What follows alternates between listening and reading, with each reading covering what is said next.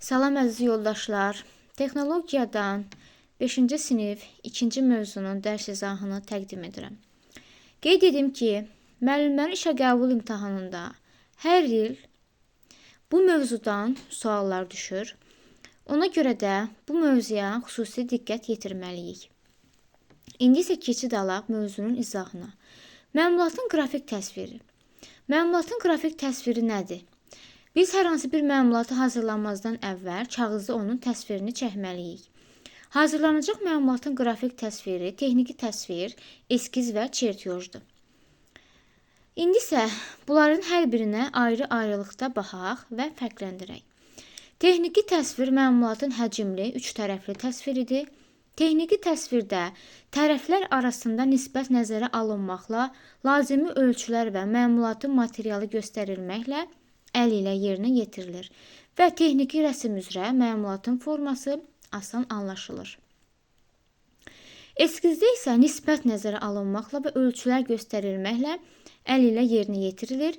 Eskizdə detalın bir tərəfdən görünüşü təsvir olunur.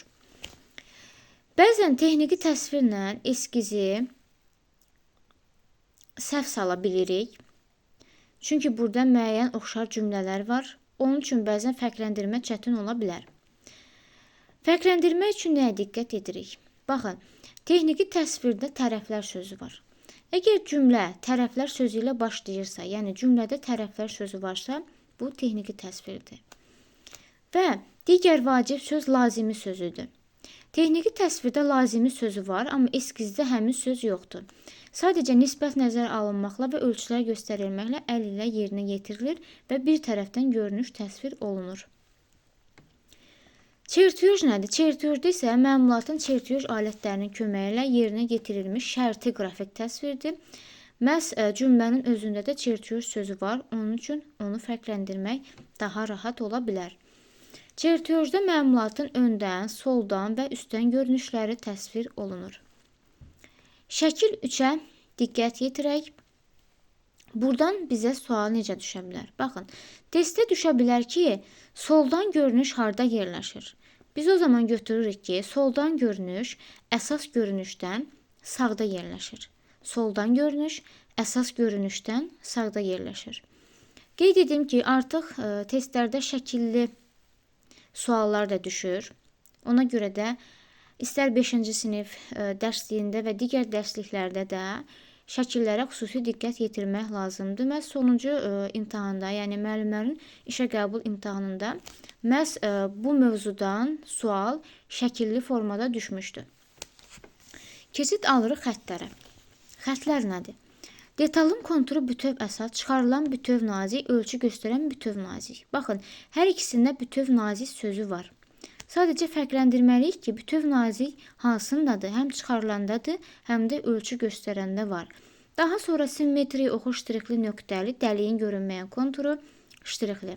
Buradan bizdən ardıcıllığı da soruşa bilər. Eyni zamanda qeyd edə bilər ki, bütöv əsas hansına aiddir? Daha sonra, yəni hansı xəttə aiddir bütöv əsas, daha sonra ştrixli nöqtəli hansı xəttə aiddir soruşa bilər. O hissələrə də diqqət yetirməliyik.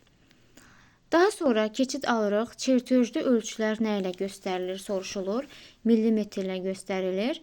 Çertyoj qalın kağız vatmanda adi karandaşla yerinə yetirilir. Yığma çertyojlarda məlumatın və detalların adı, sayı, miqyası, materialı haqqında məlumat xüsusi cədvəllə spesifikasiyada qeyd olunur. Bu cədvəl çertyojun, eskizin və texniki təsvirin sağ aşağı küncündə verilir. Bəzən testdə sol yazır, amma sol deyil. Sağ aşağı küncündə verilir. Keçid alaq miqyas haqqında danışmağa. Miqyas nədir? Məlumatın həqiqi ölçülərini neçə dəfə böyüdüldüyünü və kiçildiyini göstərən ədəd miqyas adlanır. Standartlara görə miqyas hansılardır? Təsviri böyütmək üçün və təsviri kiçiltmək üçün miqyaslar var. Əgər bizdən təsviri böyütmək üçün soruşursa, o zaman böyük hərfdən başlamalıdır. Daha doğrusu böyük rəqəmlə başlayır. 2-1, 4-1, 5-1 və s.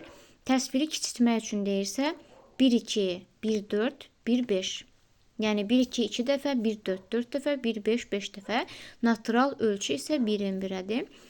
Daha sonra isə məlumatın çertyujunu oxumaq nədir soruşulsa və testdə də bu cür sual düşür, məhz bu sualın özü düşür. Məlumatın çertyujunu oxumaq, onun adını, formasını, ölçülərini, materialını və miqyasını, eləcə də məlumatın təşkil olunduğu detalların sayını və onların birləşmə növünü təyin etmək deməkdir. Belə, əziz yoldaşlar, ümid edirəm ki, bu dərs izahı sizin üçün də faydalı oldu. Əgər video izahımızı bəyəndinizsə, videonu bəyənməyi və kanalımıza abunə olmağı unutmayın.